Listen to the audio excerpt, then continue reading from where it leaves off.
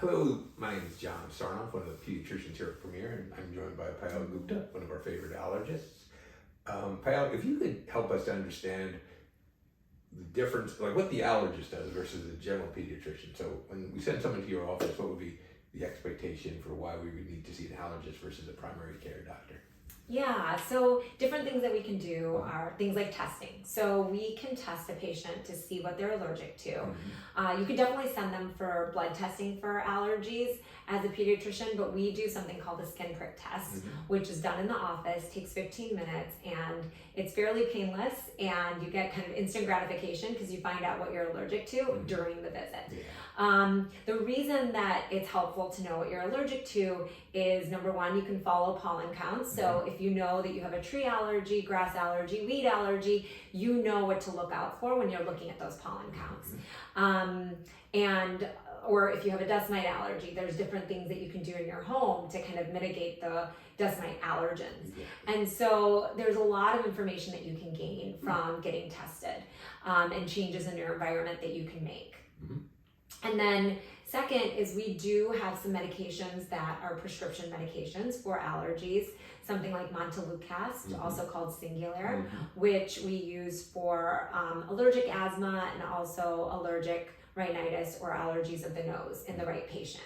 And then we also have the ability to do something called immunotherapy. So allergy immunotherapy is a way to desensitize the body to the allergens that you're allergic to.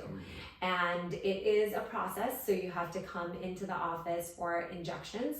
And in the beginning it's weekly for 6 to 9 months, and then it goes to every 2 weeks, and then every 3 weeks, and ultimately every month. And then you continue the monthly maintenance medication, allergy immunotherapy for some time.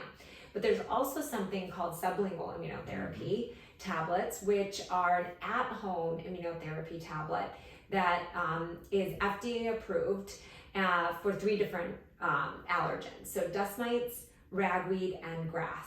And so if you have any of these 3 allergens, it can really help, and you can do that therapy at home, and it's just under the tongue. So actually the dust mite immunotherapy was just approved for 12 and older.